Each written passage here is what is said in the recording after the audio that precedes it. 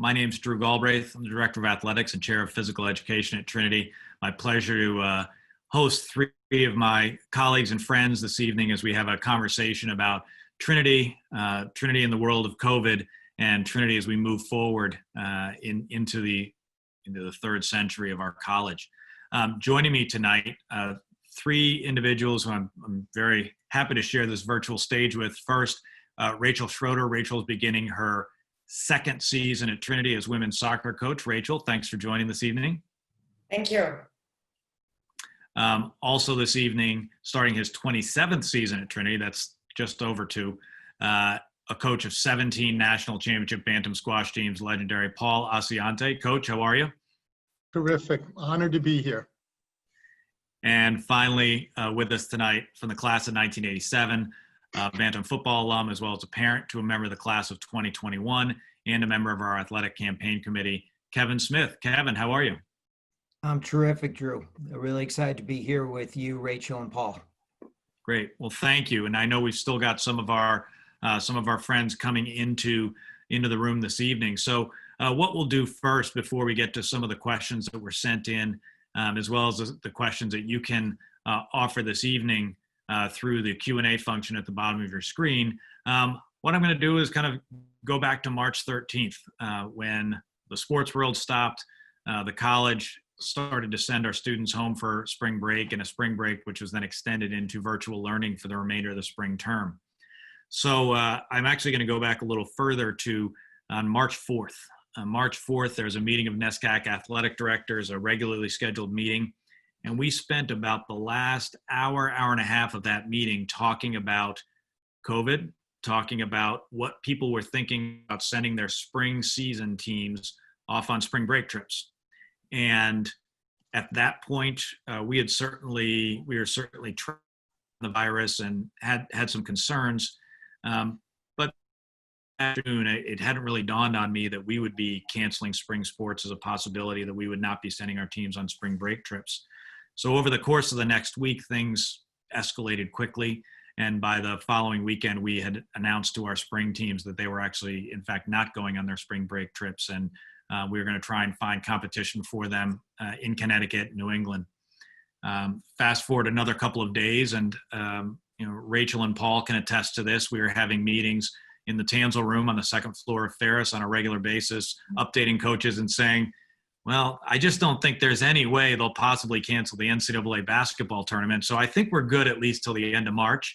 And then a day later, it was okay. It looks like we're going to head in a different direction as a conference. So the NESCAC was actually the first conference in the country to cancel spring seasons, and we don't wear that as a badge of honor. But I do want to kind of congratulate my colleagues as well as the NESCAC presidents and having the foresight to say that this was really a safe decision for our student athletes, for our coaches, and for our community. And once we had made that decision, obviously within the next couple of days, NCAA tournament was slowing down. We actually played a lacrosse game on a Wednesday evening that week.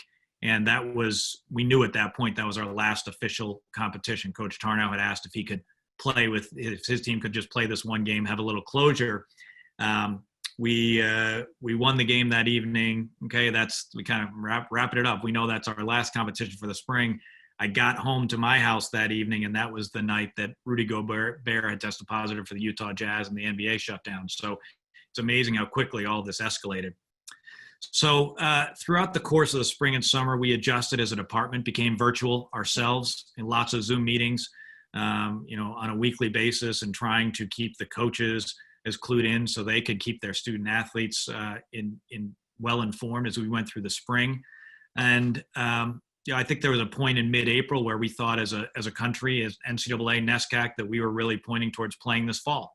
The virus we'd kind of gotten past the hump in New York, New Jersey, Connecticut, seemed to be headed in the right direction.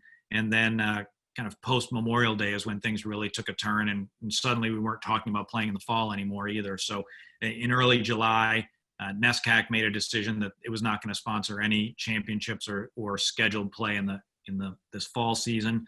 And we turned our attention towards what we thought we could do with the student athletes returning to campus. And so the NESCAC presidents have been amazing through this process, really giving us some flexibility. So this coming fall, we think we're going to have a robust experience for our fall and spring athletes, and then get our winter sports going earlier than ever before, so that what we're having are supervised activities for those students, so we can bring them back to campus safely, as we have started to do so already, and allow them to readjust to life. Because the other thing that we always have to take into account is that we've really dramatically changed the lives of these 18 to 22-year-olds.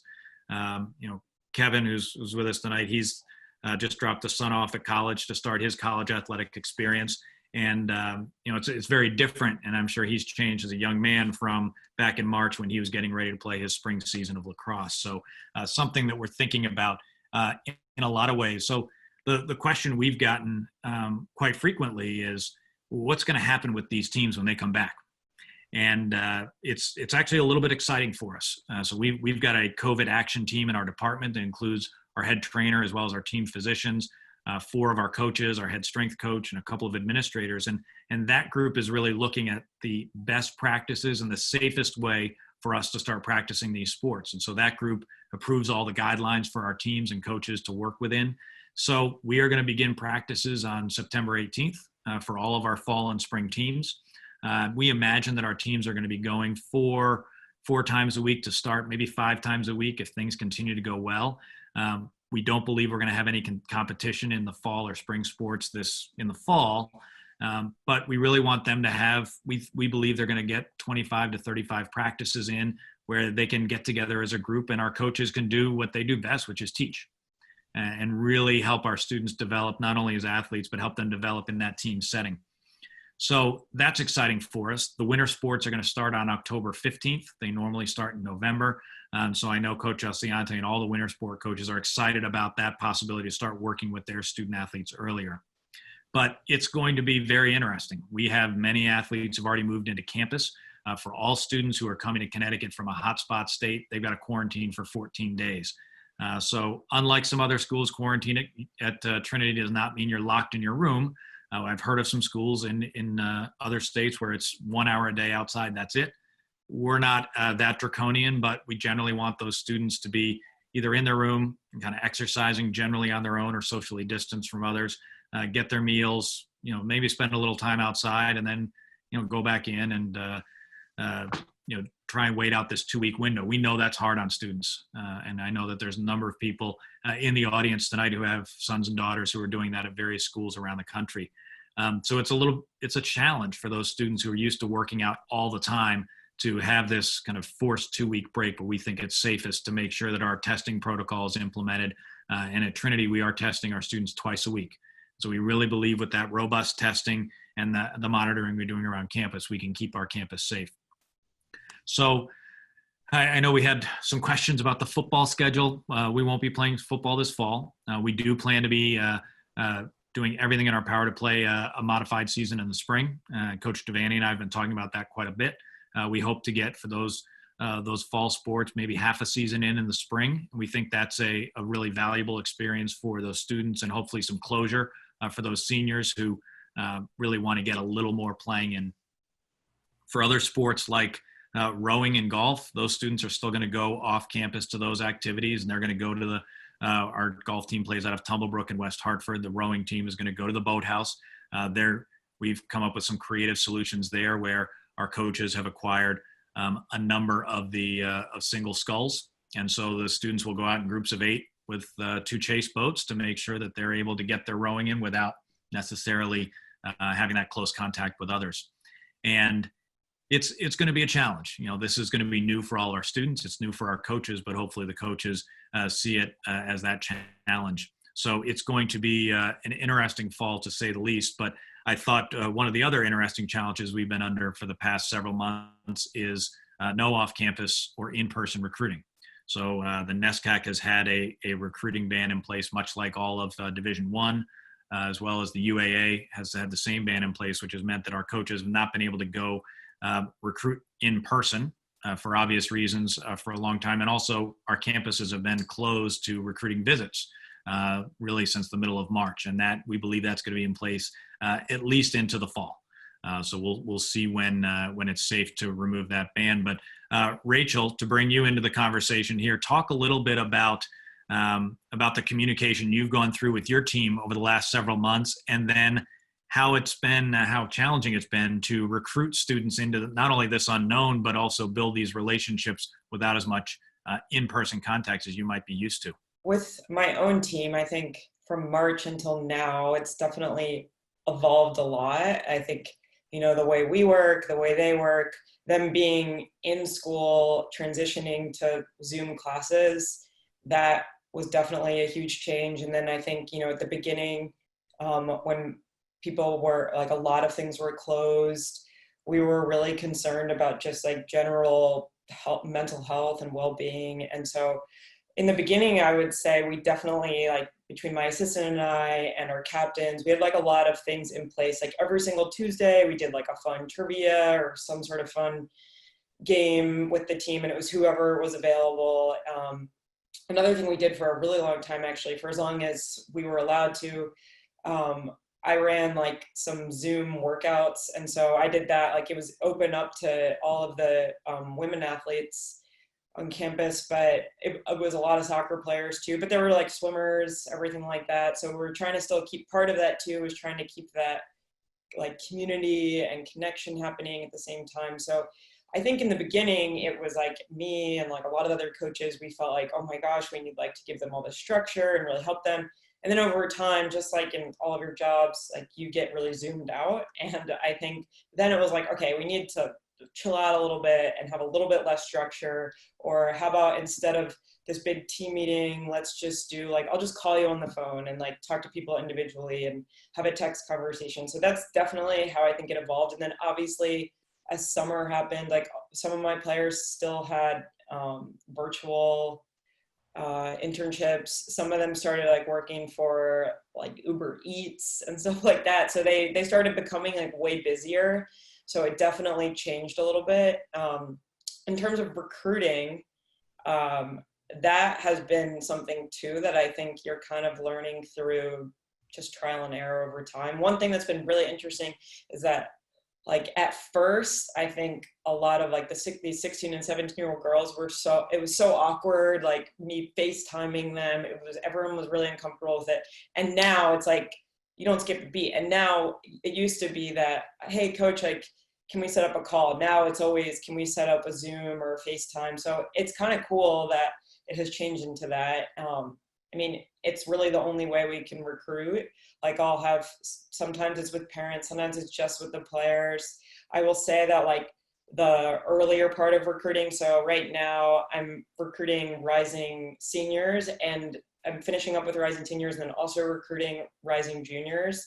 And so some of the rising juniors, I've never met them in person at all. I've never seen them in person. And there's a few 2021s or rising seniors that I haven't met in person. And so I don't know, it's almost like, I don't like saying it's normal. It's not normal, but it's becoming like a little bit more, everyone's used to it. So just kind of getting through that. But people have gotten really creative too. A lot of the club teams and stuff in soccer, like a lot of their high school seasons are canceled or delayed, but they're club teams or they're still going to camps and all that. So we're watching a lot of film. It's really hard in soccer, I'd say. Like some sports, it's easy, probably easier. You just look at times or rankings and all that. It's definitely harder with soccer. So if anything, like I think between my assistant and I, we're doing way more phone calls with like being way more diligent about calling their high school coaches or club coaches. So anyone random that we know, like just trying to find out everything we can about them. And so that's been like a good thing for us too. Like I think we're learning a lot more about people's character and their personalities and that part of the fit of it. And it definitely like soccer and their talent and their ability matters. But like we're really relying a lot on making sure that we're doing a lot of homework on just like, are they a good fit for Trinity and the program we're building? And I think you bring up a lot of great points there, Rachel. Just the level of communication probably exceeds what a lot of programs have done before, because it's not just relying on a couple of evaluations and the kid likes Trinity, you get along with the kid, the family, and we move forward. It's a lot more communication. That's a really good point. There have been a lot of questions that came in during the pre-event around what's going to happen with walk-ons this year. We have a number of sports where we do have young students who do try out for our teams. It's actually it's a good year for walk-ons in some ways. We don't have the time crunch that we might normally have in sports like a baseball or lacrosse, where we have 2 or 3 days of walk-on tryouts, and then we've got to very quickly make some decisions because we're starting to play competitive games. Rachael coaches a sport where she has a 7 or 8 day preseason, so if she's not going to spend a week trying to decide on a student, she's got to make a decision in a couple of days. So we believe that our walk-on process can be more thorough, I think more fair to the students who are involved in it, and they're going to get, I think, maybe a better look from our coaches, but also I think the opportunity for a lot of walk-on students to be around the team and then say, either this isn't for me, maybe club's better for me, or I do have the talent to stick around. It gives both them and the coach a fair look. So we do believe that the walk-on process will only be more robust this year than ever. And coaches, because they're having to come up with plans, unique practice plans, we'll find ways to incorporate large groups of students into their work. And in terms of the recruiting, where we think it will be, the NESCAC presidents are going to revisit, and they're going to look not only at public health, but what's safe, not just for athletic recruits to visit, but for all students to visit campus.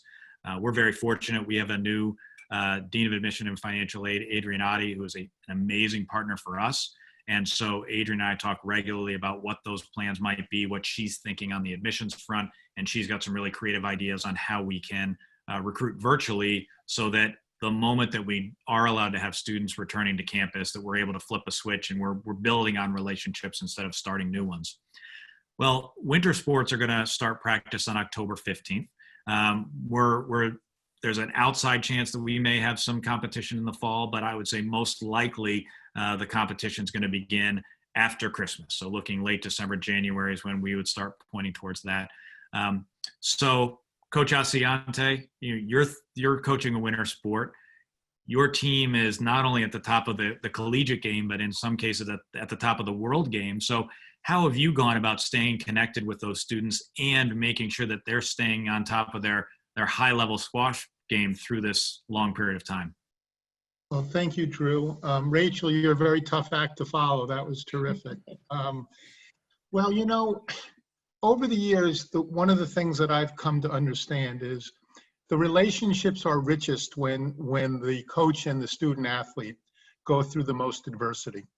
We are sharing something right now that is a challenge and it's an opportunity.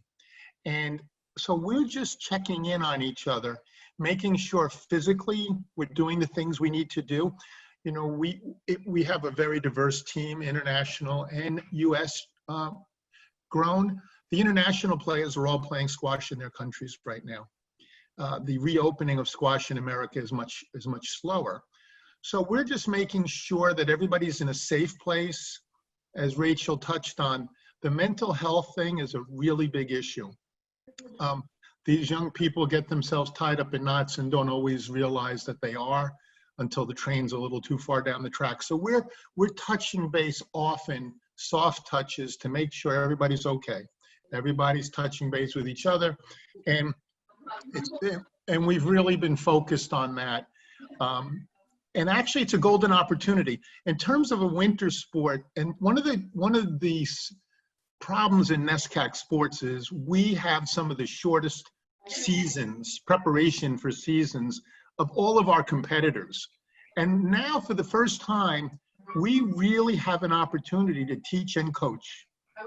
And that's a golden opportunity. I welcome, October 15th is 2 weeks earlier than we've ever done it before. That's 2 weeks where I can get in and tweak a swing, change a grip. We've never been able to do that before. So I'm very excited about the opportunity. One other thing I'd like to mention quickly is I've noticed there's a couple of questions about walk-ons. For us, the walk-on idea is a very simple one. If you are fairly skilled and your participation in the program will give something back to the strength of the program, we want to find a home for you. If you are not that kind of a person, and that's whether you're the best player on the team or a bomb squatter, if you're taking away and not giving back, there's no place for you in our program. So our philosophy on the Walk-On is, what are you able to give back to the program? And if you're that kind of a person, we will try to find a way to work it out. Great. Thanks, Coach. And I think those are really good words about, about that walk-on process. And I think that holds true for a number of sports. Turning back to last year just a little bit, we were really fortunate last year in the level of communication our coaches engaged in after we were forced to shut down in the spring, and the hard work of our friends in advancement. We had a record year last year. We finished with 1,673 unique donors to athletics, which was an all-time record, and over $1.15 million raised for the Athletic Annual Fund, which was also a record. So thank you to everyone who contributed. That makes a real difference. As those of you who've been around our programs for a long time know, we raise a significant amount of our budget, both through annual giving as well as endowments every year. And so that does have a really significant impact on our ability to run a first-class athletic program. So one of the questions I've received quite a bit is, well, why do we need to raise money this year, particularly if we're not playing in the fall? Well, part of that answer is that we believe we're going to be playing fall sports in the spring. We believe we're going to have some competitive seasons there. The other piece is that we're now running athletic programs in a different way than we ever have before. And so if you come to campus anytime soon, you'll see that Ferris is a COVID testing center, which the athletic department is running. So our coaches and staff are doing yeoman's work in helping to make sure that we can give out almost 4,500 tests per week to our students, faculty, and staff, but also to run our programs and to make sure the students have masks and we can socially distance, and the strength coaches have what they need to create a safe environment for our students to grow. All of those things do have expenses, and they're expenses that we've never had to have before. And some of them, I certainly hope that we don't have to be outfitting our coaches with plastic face shields and hand whistles for the rest of their careers. That's not what they signed up for, and we hope that these are all short-term fixes. So something I'd like to ask Kevin Smith about is, where do we go from here? Because we have had an athletic campaign going on and have plans for not only renovation to the stadiums at Jesse Miller and Shepherd Field, as well as in addition to the Ferris Center, which will redo our squash center, provide some better teaching and learning spaces, and we would end up with a brand new fitness center as well. So all of those projects, as well as all capital projects on campus, were paused when all this started. So Kevin, talk a little bit about that importance of giving, and from the perspective of an alumnus as we're in these really challenging times. Thanks, Drew. I would say that it's really interesting times. It's probably overstated a lot as far as we've just been in a situation that we've never anticipated before. And prior to the shutdown in March, the efforts that we had made in the athletic campaign were pretty tremendous. And Drew alluded to, we were having a record year, and all of a sudden everything shut down. Well, I think the first thought for many of us was like, okay, what's next? How do we keep going? Because one of the things that I want to make sure everyone is aware of is that Trinity puts forth one of the most competitive sports programs, not only in the NESCAC, but in all of Division III every year. And unfortunately, we've had to do it over the past decades with less funding than a lot of our fellow schools. And so now we've had this opportunity. We made the decision to lead the broader Trinity Capital campaign with athletics. And the reason we did that is that we have such a strong, rabid sports alumni base and such tremendous coaches that we felt we should lead with one of our strengths as a college. We have great academics, one of the most beautiful campuses in America, strong faculty-student relationships. But we also knew that athletics is something that the administration, the staff recognize is something that we can all sort of get around. And so where do we go from here? I think we've had an opportunity to take a pause, and then we're back at it. And the reason we need to do that, and to Drew's point, is that there are so many costs and so many expenses. And while we're raising a larger amount of money for the campaign for, as Drew mentioned, facilities, as well as endowing sports so that the coaches can continue to have success with our student athletes, both on the fields and the courts, in the pools, and as well as off the field, they need to be able to have the comfort that the funding is going to be there. And so if we don't do this, we're going to find ourselves in the broader school be continually at a disadvantage. And I'm happy to say that the alums are supporting us. And for those that haven't yet supported, I know they're going to be there. And we're going to have every sport alum going back decades contributing in one shape or another, because this is going to be about participation as much as it is about raising money.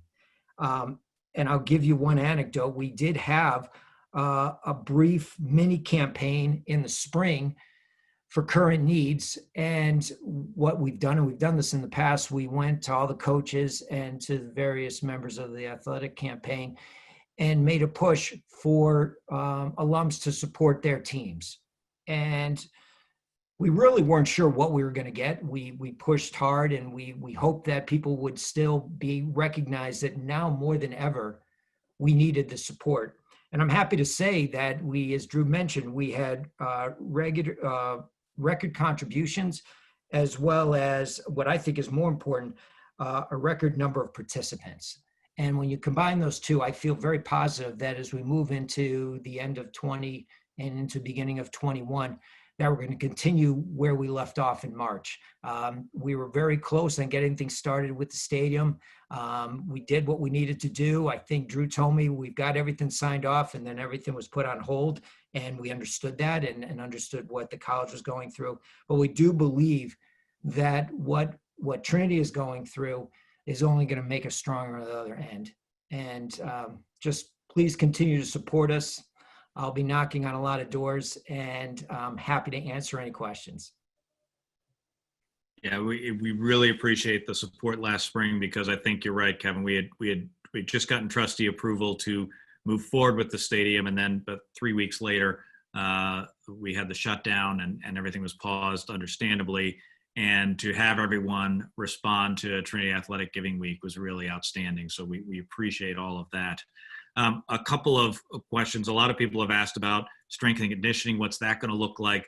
Well, we're fortunate that Coach Bill DeLongis, Matt Hyde, and their team have been thinking about this for several months. And so we will actually be operating kind of 4 different sites this fall.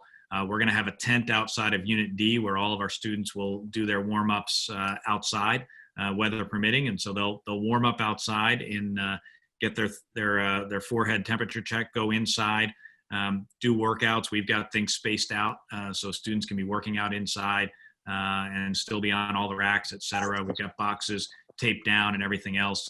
So we'll have 2 sessions going on over there, and then we'll be doing the same thing over at the Capel Center, using that weight room as well as some other spaces in the Capel Center to get everybody warmed up and cooled down in a safe way. And so I know Coach DeLongis and his guys are ready for a lot of 10, 12, 14-hour days so they can get as many athletes as possible through, knowing that we're not going to be able to jam 30 people at a time into each weight room. So it's going to take more time from our professionals, but they're ready to go. And I don't think that students will notice a whole lot of difference in terms of the quality and caliber of the strength conditioning they're getting. In terms of those winter sports, some of those team sports like basketball and hockey, we believe that that period from October 15th until Thanksgiving is going to seem much like preseason, like Coach Assaiante was talking about. It's going to be, building. At that point, we're going to know exactly where we stand with the virus.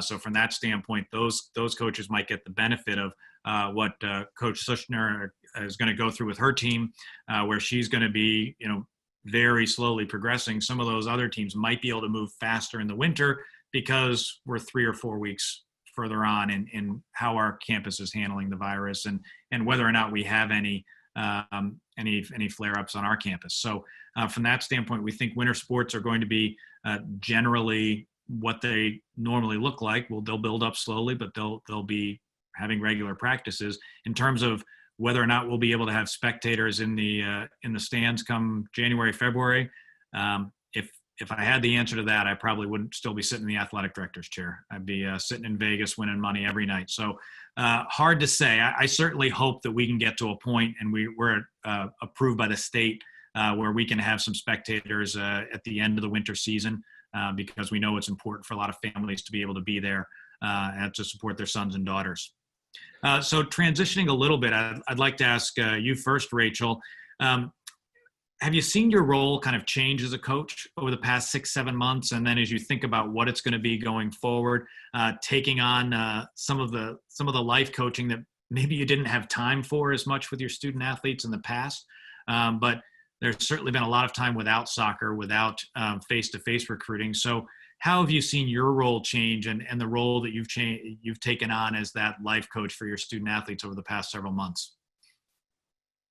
Yeah, that's a good question. I think really, I mean, the biggest thing, and especially, I mean, for me, I've been at Trinity a year and a half or so. But like now it feels like in terms of like relationship building, and just like, it's more like we're all in it together a little bit as it's like, no one asked for this. We're kind of just waiting. Like, I do think it definitely has helped with some team unity. I think that, like, you're constantly kind of waiting around, and now I think we've gotten to a point where like we always have kind of something like we're kind of hoping for next. And just like, instead, I think even with our knowing that we'll have practices beginning September 18th, like what we're hoping for really is to be able to use it as a time to connect better. You know, when you're not competing in games and you don't have those things constantly, that pressure of winning and losing, and like we'll be able to use some of those days just for like doing fun things, sometimes obviously developing as players, developing as people. But I think those relationships, like the amount of like random texts you get of memes and just like the most random stuff they'll send to me every summer. What I do with my team is like they have to send one postcard to the coaches, and like this summer versus last summer, like what they're writing in their notes and everything is like really, really interesting, way deeper. I think just like that communication, there's just so much more to it. So it's just something that I think like we're actually, despite kind of the adversity, we're building a little bit more team unity during it. Coach Assaiante, I think some of your group is even further away when you talk about the international aspect and flavor of your roster. So same question, but with your group, and also how have you found that, dealing with international students and some of the uncertainty, not only of remote learning, but also of, being able to get visas, things like that? For the incoming international freshmen, they were not able to get appointments in their embassies. So they're not going to be able to get visas anytime in the first semester. We are hoping that they will be able to arrive on the 1st of January, when we're hoping our winter teams will be returning. I'm happy that all of the boys decided to remain engaged, meaning the academic process is continuing. Many of the other colleges that we compete against in squash have students taking gaps all over the place. And that's a very personal decision and one I fully respect. But our guys have decided to stay on track, study remotely if they're living in foreign lands, because if we have to close again, and God willing we don't, it would be very hard for them to get back to their countries with closing borders. And we experienced that in March. For the people that are stateside, they're all coming back, and we're looking forward to getting started October 15th. And so we're monitoring both sides of it, right? We're trying to make sure that everybody's doing what they need to do to be 100% ready on January 1st. It's interesting, this is a golden year opportunity, because with the COVID, many schools are going to be fairly severely compromised. Excuse me. Princeton has 8 players taking gap years. So we can ambush everybody this year if we come back January 1st and hit the ground running, and that's our focus. Well, Coach, that's the real value of these long walk, these virtual long walk events, is that you break news, right? So now coach is calling a shot. Coach, who's a famous sandbagger with his team, on many of those championship years, he wasn't sure if they're going to win a match. So, well, that's a good perspective. Kevin, it's been a weird job market, obviously. And one of the great strengths of Trinity and our athletic programs has been our athlete alumni network. So some perspective there on the importance of those connections now more than ever, and the things that students can be doing in these uncertain times when there aren't as many internships or at least in-person internships. Any thoughts in that area? Yeah, I'm glad you asked that, Drew. I think that one of the strengths that Trinity has is that we've got a very, very supportive alumni base when it comes to career development and opportunities. And I believe strongly that within athletics, there is a real desire for the various teams and the alums of those teams to support students that have an interest in various fields. So you're right; it's very difficult to garner internships and jobs for all. But I believe that one of the things that students can do today is take advantage of the network that you have and work with the career offices and so forth to start to have Zoom calls or calls to just have a dialogue with folks like myself and others that have spent time in various industries to start to understand what's going on.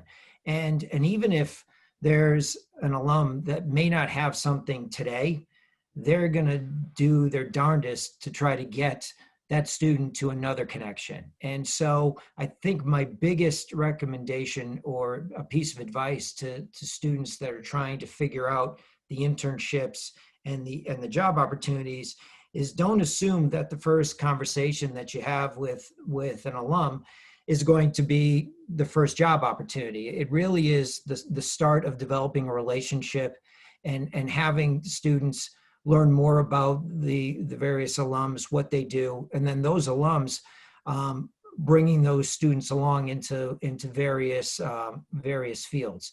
And I'll give you an example. There are a number of times I've had students come to me looking for advice on say investment banking or private equity, and if it's not an area that I can help them with directly, I can bring them to others. And we've had a lot of success in having students placed over the years because of the connections.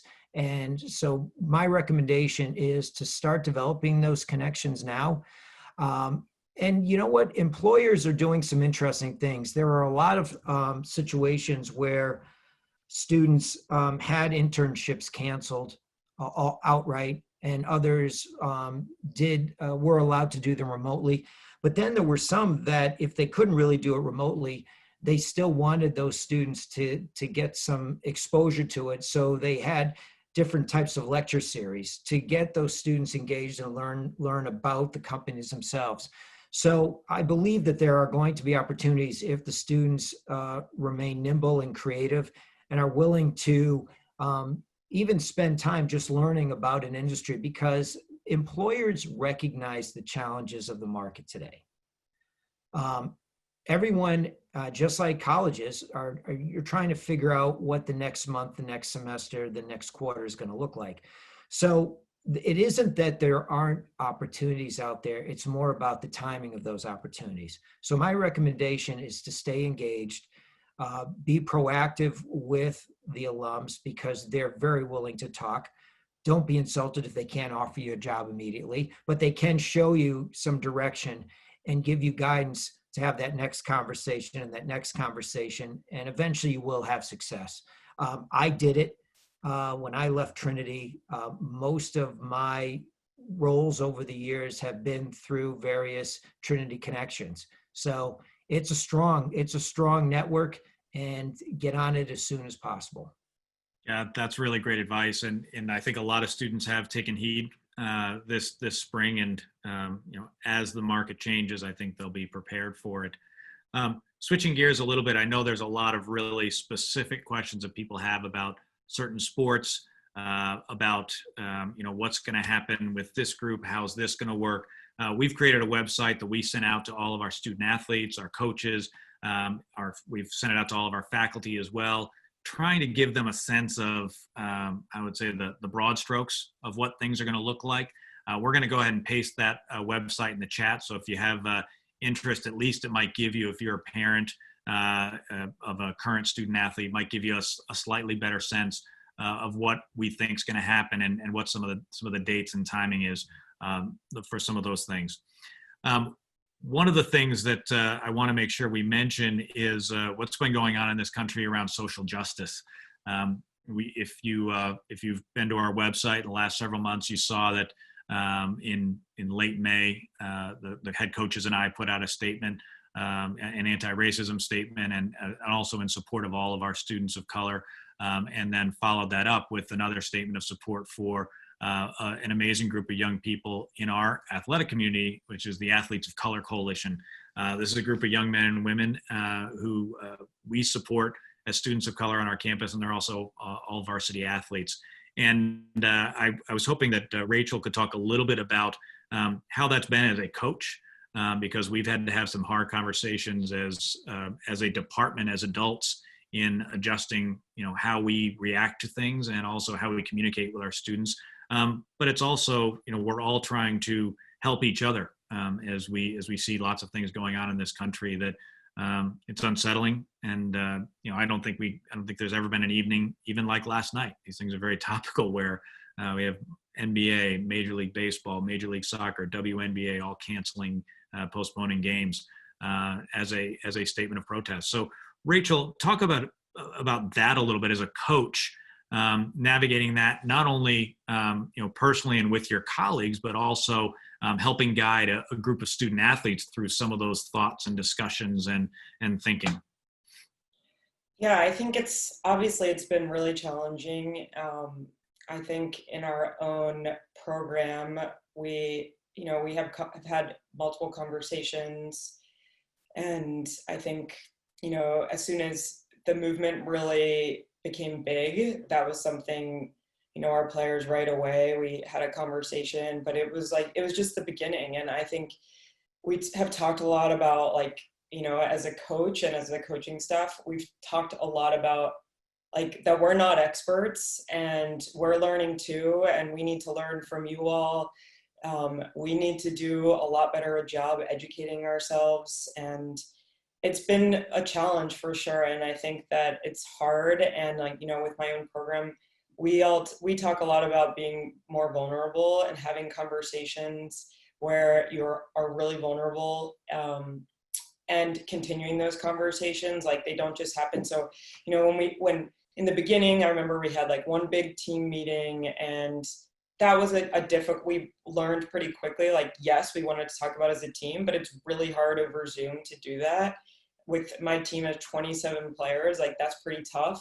11 of them are brand new, are just starting at Trinity this year. So trying to engage in conversation it's a pretty difficult platform. So we kind of after kind of some missteps early on, I would say, we took a step back.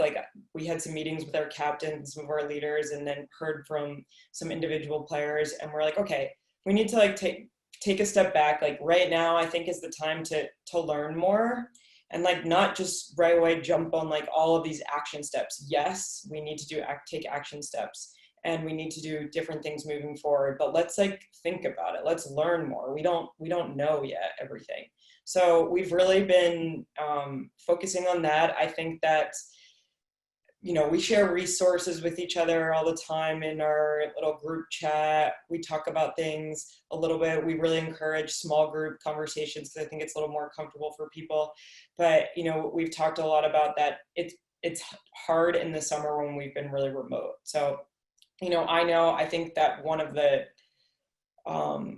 things that we'll definitely take advantage of during this time period in the fall, where we don't actually get to train in the same way and we don't have competitive events, this is a perfect opportunity. You don't have to worry about, oh, we're going to miss a practice. I'm okay with, and we've talked about being okay with using one of our practices for the week to really talk about this stuff and take steps moving forward and actually do things and make a difference, and don't just post, but things that we can actually do. And I think that it's a process, and we're still kind of learning along the way, but we're going somewhere. We just have a long way to go still.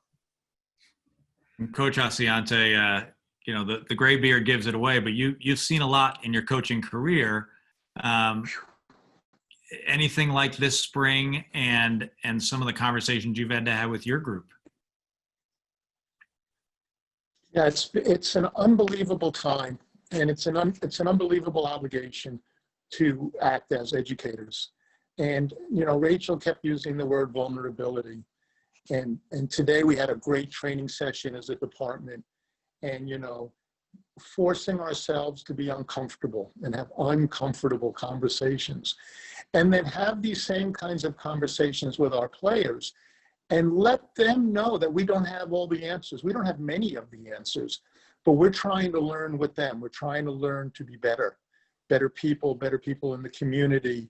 So we're all working together on this and trying to be better every day.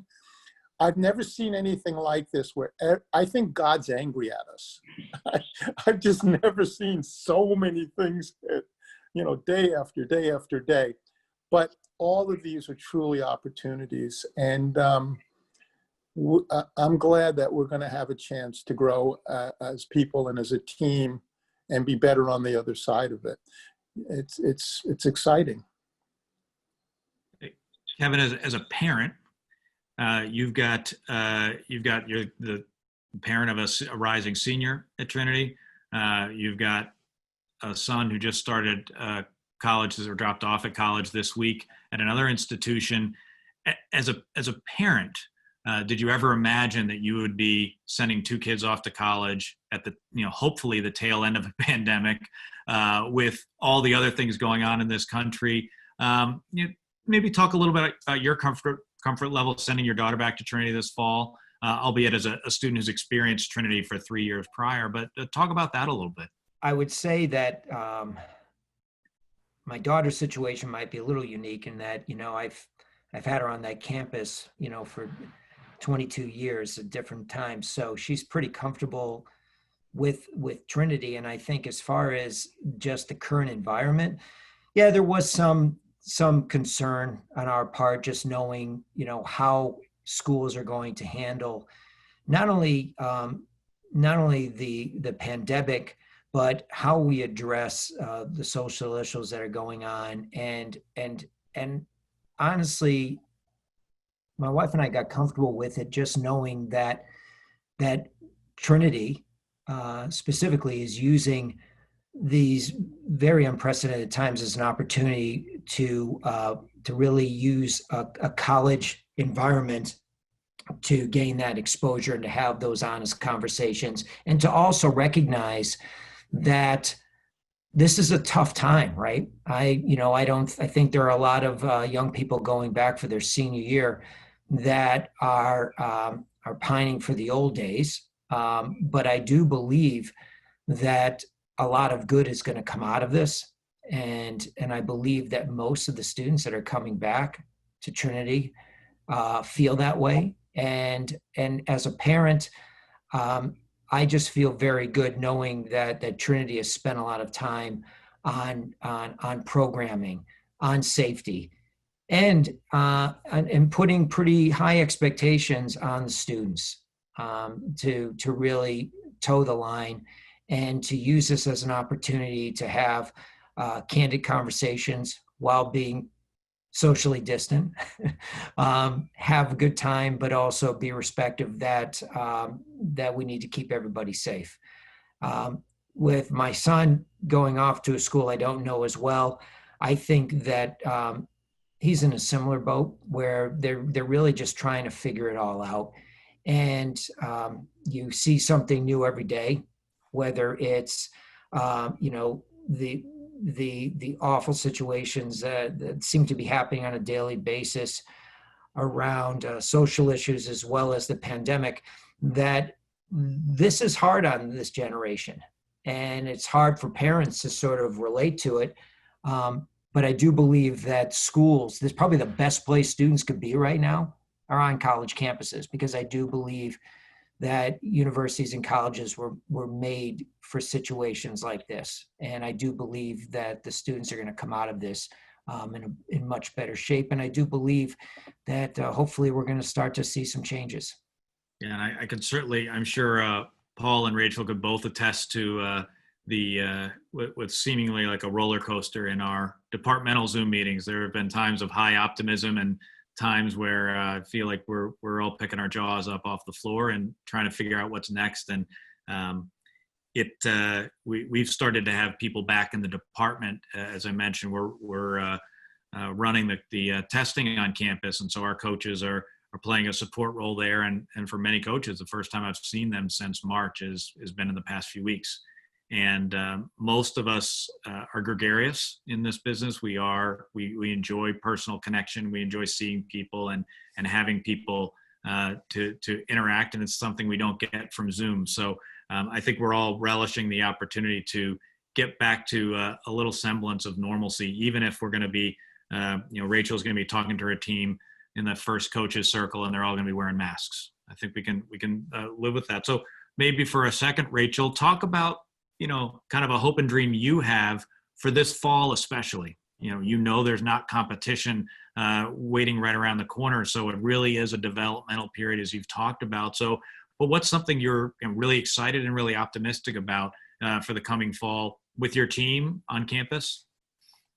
Yeah, so having come from a bunch of different places previously that all had non-traditional seasons, or like, for a fall sport, that means you get to play extra practices in the spring. Like, that's something I've always known that is a really awesome time. Like, it's awesome as a player, but it's really great as a coach too, because you have more time to work with players individually. Like, it's really hard when you have a big roster to work with players individually, especially when like a game is always right around the corner. So knowing that we're going to have some of that individual time or small group time, and just like, as I said before, taking away the pressure of games, the pressure of, even for players, of that anxiety, like competing with each other for playing time.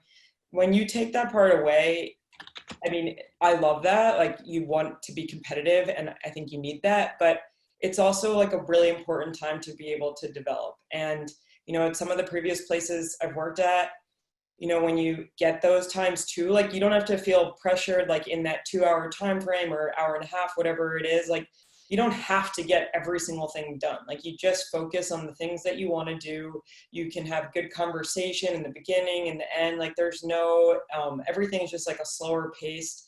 There's like, with my team, my entire team is coming back this fall.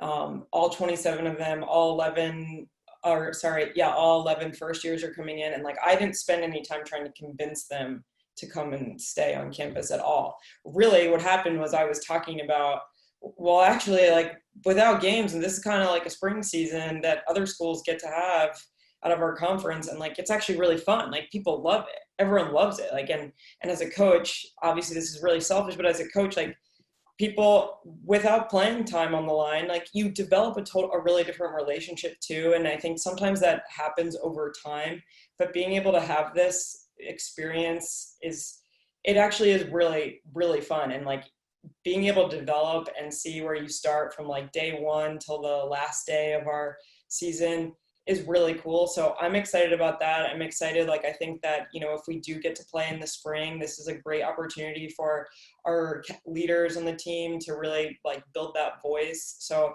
I think it's going to be really great. One thing we're also looking at is, if, assuming that we practice 4 days a week, knowing that right now the players can't really, like, they have to be supervised, even if they're just playing like pickup soccer or something like that. So what we're kind of looking at is maybe choosing one of those days and making it more of like an optional day. And me, another coach, and our coaches will just kind of be around and like help out, but it will be way less structured, because I think like that type of just like joy you get from just like random play and having other players in the team lead it, like, we're kind of thinking that might be a good idea. And who knows, like, it's hard to predict what like stress level they'll have and anxiety level they'll have with having a lot of remote classes. So I think it could actually be really fun. So, in that, I was never trying to convince my players to come, but I think it's kind of fun. And so it's something that everyone's looking forward to for sure. Yeah, and I think that's the right attitude, which is it's going to be what we make of it. It's going to happen. It's going to happen either way, and I think there's so much opportunity.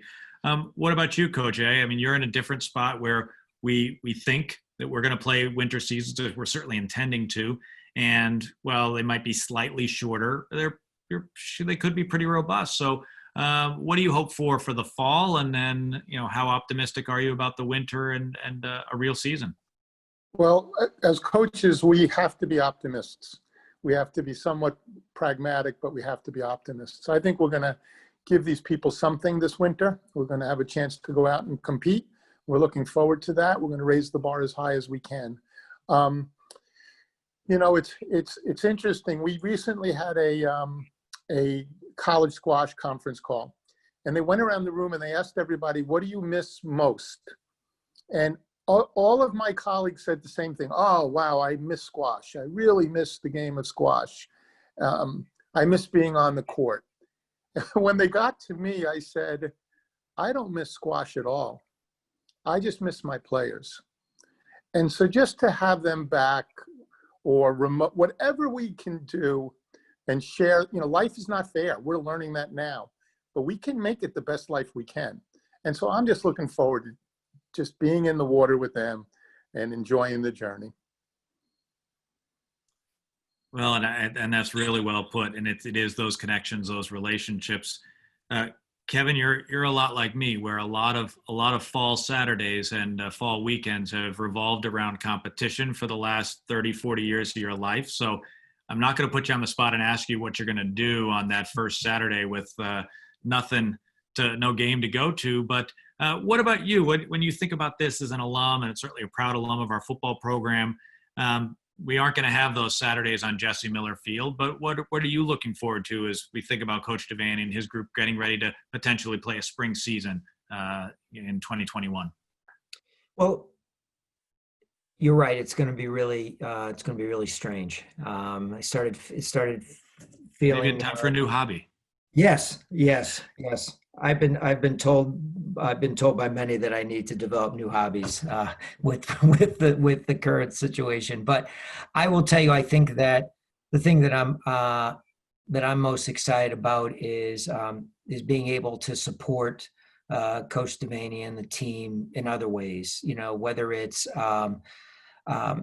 being able to do Zoom calls or to stay connected one way or another with the team, as they go through practices in the fall, with the expectation that they may be able to do something in the spring, and then hopefully have an opportunity to either remotely or in person, watch the games. I think that all of us are struggling a little bit with what we're going to be missing.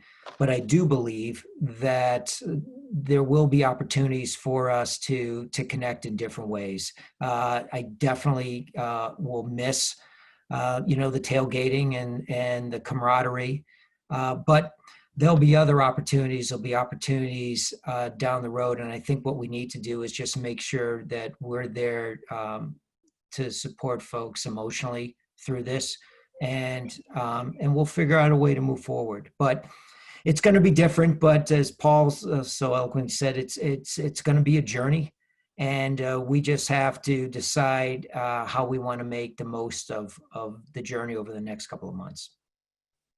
Very well said. And one of our themes this year that was actually coined by one of our student athletes back in June was the idea of bantams for bantams, that we look out for each other.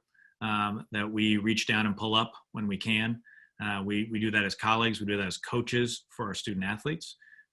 We hope our students do it for each other. And we're going to need that more than ever this year when we're dealing with things. And it might be the gentle reminder to your mask is too low or you forgot your mask, go back and get it.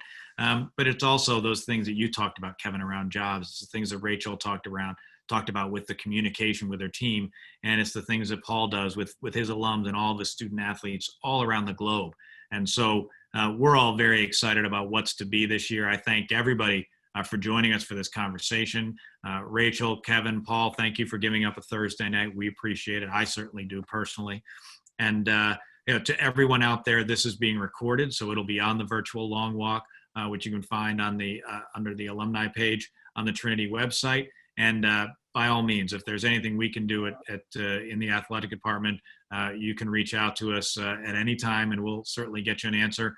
But we're looking forward to getting our students back. And just one final note is, it's been remarkable the number of Trinity students who are coming back. I'm on weekly calls with my NESCAC athletic director colleagues, and a number of schools have what Coach Assaiante was talking about, lots of students who are taking that gap year, and Trinity students, by and large, are coming back. I know that the president has been really pleased to see the number of students who want to come back, knowing the parameters of what this semester is going to be and have a Trinity experience. We think it's valuable. We're glad they do too. And so I think that students who have that sort of spirit are going to do everything in their power to make sure that everybody stays safe. So we're hopeful that they do, and we really believe it's going to be a positive fall. We're going to make the most of it, and we're going to do everything out there to make all of you proud. So thank you, everybody, for joining us tonight. Thank you for all of your support of Trinity, of our athletic department, of our coaches, student athletes, and teams. And we'll see you the next time on the next virtual long walk. So thanks for joining us. Thanks, everybody. Thanks, Drew. Thank you. Go Bants. Go Bants.